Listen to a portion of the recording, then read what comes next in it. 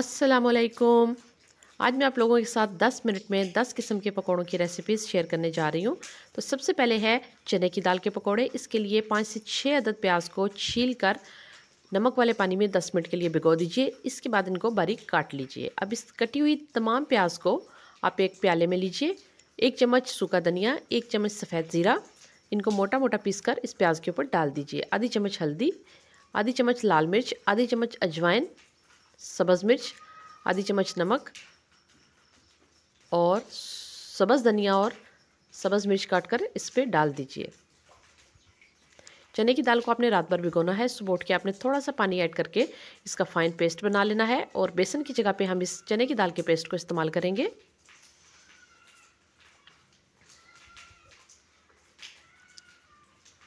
अच्छी तरह से आप इसको मिक्स कर लीजिए और 10 मिनट रेस्ट देने के बाद आप इसको खोलते हुए तेल में डीप फ्राई कर लीजिए।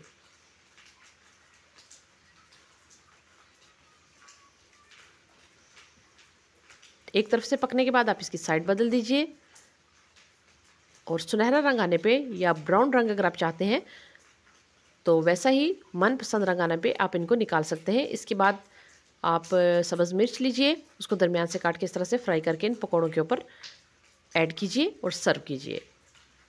अभी आते हैं दूसरी रेसिपी की तरफ, आलू के पकौड़े। आलू के पकौड़े बनाने के लिए आपने 2 आलू लेने हैं और उनको बहुत ही बारीक स्लाइसिस में आपने कट कर लेना है। आप चाहें तो इस तरह से कटर का इस्तेमाल भी कर सकते हैं।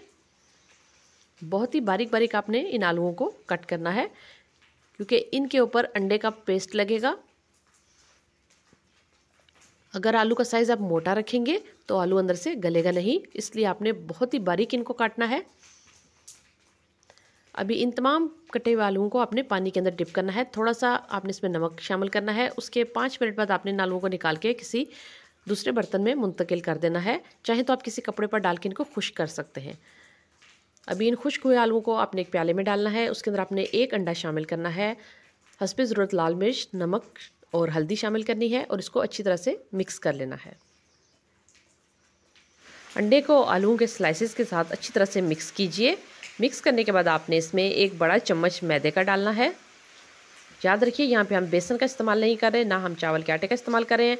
सिर्फ 1 बड़ा चम्मच आपने मैदे का ऐड करके इसको बहुत अच्छे तरीके से हाथ की मदद से मिक्स कर लेना है ताकि तमाम आलूओं के स्लाइसेस के ऊपर अच्छे तरीके से मैदा लग जाए।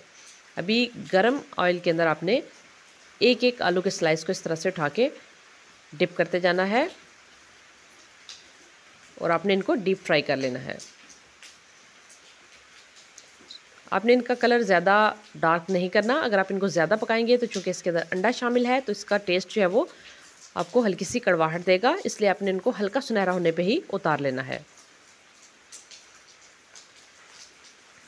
तो इस तरह से बहुत ही आसानी के साथ आप बहुत ही मज़ेदार किस्म के आलू के चिप्स वाले पकोड़े बना सकते हैं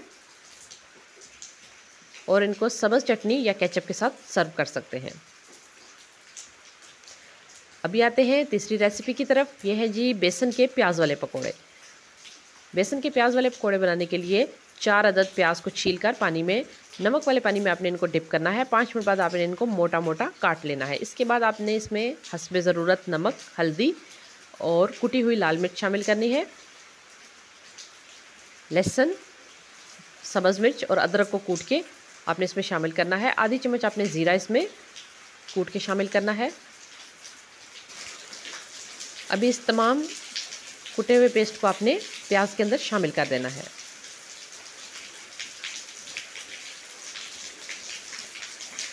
एक छोटी प्याली आपने इसके अंदर बेसन की ऐड करनी है और थोड़ा थोड़ा पानी डाल के आपने इसका एक पेस्ट बना लेना है। अभी आपने खोलते हुए तेल में थोड़ा थोड़ा ये प्याज का जो मसाला हमने तैयार किया है इसको हाथ की मदद से, चम्मच की मदद से डालना है और अच्छे तरीके से डीप फ्राई कर लेना है। तो ये मज़ेदार किस्म के पकोड़े तैयार हो जाएंगे। बारिश के मौसम में पकोड़े की इन तमाम रेसिपीज़ को ज़रूर ट्राई कीजिए। तो ये देखिए 4 प्याज और एक छोटी प्याली बेसन की मदद से मैंने कितने सारे पकोड़े बना लिए हैं। अभी आते हैं जी चौथी रेसिपी की तरफ। ये है कद्दू के पकोड़े। आपने इस तरह से पतले पतले स्लाइसेस काट लेने हैं। इसके बाद आपने बेसन लेना है और चावल का आटा। जितना आप बेसन लेंगे आप उसकी हाफ मिकदार में चावल का आटा लेंगे, उसमें हस्बे ज़रूरत नमक, कुटी हुई लाल मिर्च और हल्दी शामिल करेंगे। आप चाहें तो इसमें एक चुटकी मीठा सोडा भी शामिल कर सकते हैं। अभी आपने इस तरह से एक एक स्लाइस को उठा के उस पेस्ट के अंदर डिप करके अच्छे तरीके से दोनों तरफ से आपने इसको डीप फ्राई कर लेना है। तो ये आपके मज़ेदार किस्म के पम्पकिन पकोड़े तैयार हो जाएंगे। अभी आते हैं जी भिंडी के पकोड़े। ये भी काफ़ी लोगों को पसंद होते हैं। आपने इस तरह से अच्छी नरम वाली भिंडी जो कि पकी हुई ना हो, उसके अंदर ज़्यादा बीज ना हो, उनको आपने इस तरह से दरमियान में से 4-4 स्लाइसेस में कट कर लेना है। नमक, मिर्च, हल्दी और चाट मसाला डाल के आपने इसको इस तरह से फ्राई कर लेना है। तो ये आपका मज़ेदार भिंडी पकौड़ा तैयार हो जाएगा। अभी आते हैं अगली रेसिपी की तरफ, पेशावरी पालक के पकौड़े। इसके लिए आपने प्याज को इस तरह से काट लेना है और एक आलू उसमें शामिल करना है। 4 प्याज के साथ आप एक आलू रखेंगे और उसके अंदर तमाम मसाले, सब्ज़ धनिया, सब्ज़ मिर्च, ज़ीरा, अजवाइन, नमक, लाल मिर्च, कुटी हुई लाल मिर्च और आधी चम्मच हल्दी डालेंगे और इसको अच्छे तरीके से मिक्स कर लेंगे। इसको आपने 10 मिनट के लिए छोड़ना है। उसके बाद आपने इसमें बेसन शामिल करना है, हस्बे ज़रूरत बेसन शामिल करेंगे और इनको डीप फ्राई कर लेना है। तो ये मज़ेदार किस्म के पेशावरी पकोड़े तैयार हो जाएंगे।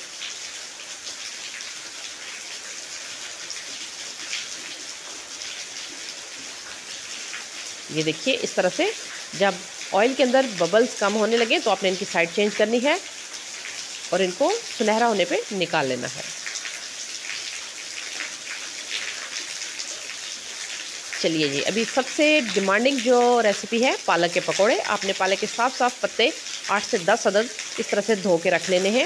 इसके बाद आपने इसका पेस्ट बनाना है, जिसके अंदर आपने इन पालक के पत्तों को डाल के फ्राई करना है। 4 चम्मच चावल का आटा, 2 चम्मच बेसन और नमक, मिर्च, हल्दी और कुटी हुई लाल मिर्च आपने इसमें शामिल करनी है और इसको अच्छे तरीके से मिक्स करके आपने पानी के साथ इसका पतला सा पेस्ट बना लेना है। आपका पेस्ट ज़्यादा पतला नहीं होना चाहिए, बस इतना होना चाहिए इसकी कंसिस्टेंसी कि आप उसके अंदर जब पालक के पत्ते को डिप करें तो वो उसके ऊपर अच्छे तरीके से लेप हो जाए।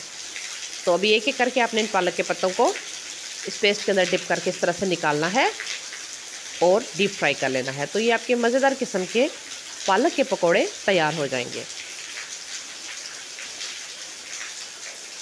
तो इनको भी आप चटनी या केचप के साथ सर्व कर सकते हैं। अभी आते हैं जी बैंगन के पकोड़े। बैंगन और आलू के पकोड़े हम मिक्स बनाएंगे। हमने आलू के भी ज़रा मोटे साइज़ में इस तरह से कतले काट लिए और बैंगन के भी। अभी आपने बेसन लेना है 1 प्याली, उसके अंदर आधी प्याली आपने चावल का आटा डालना है। उसके बाद तमाम जो हमारे मसाले हैं, नमक, मिर्च, हल्दी, सब्ज़ मिर्च, सब्ज़ धनिया, ये सबको डाल लेना है आपने और इसके अंदर आपने आधी चुटकी बेकिंग पाउडर भी डालना है और इसका बहुत ही अच्छा सा पेस्ट बना लेना है।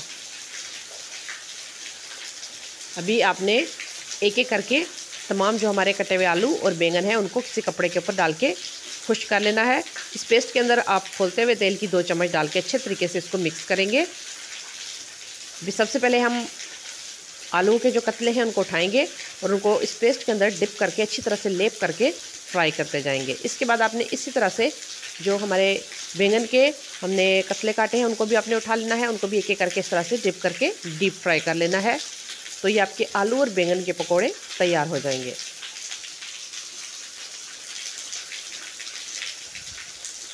ये देखिए इसी तरह से आपने बैंगन को भी फ्राई कर लेना है। आलू और बैंगन को आपने काटने के बाद नमक वाले पानी में लाजमी भिगो के रखना है 5 से 10 मिनट के लिए। उसके बाद आपने इनको खुश्क करना है और उसके बाद आपने इनको इस तरह से इस्तेमाल करना है।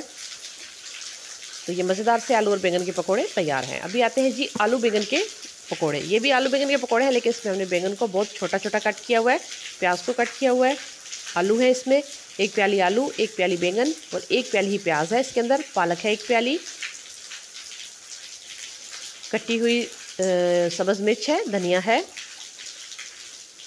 अभी आप इसके अंदर डालेंगे नमक, हस्बे जायका हल्दी, लाल मिर्च और सफ़ेद ज़ीरा। इन तमाम चीज़ों को आप अच्छे तरीके से मिक्स कर लें। इसके बाद आपने इसमें 1 प्याली बेसन की शामिल कर देनी है और हाथ की मदद से अच्छे तरीके से इसका पेस्ट बना लेना है। इसके बाद आपने इसको खोलते हुए घी में डीप फ्राई कर लेना है और ब्राउन होने पे आप इसको उतार लेंगे। तो ये मज़ेदार आलू बैंगन के मिक्स पकोड़े तैयार हो जाएंगे।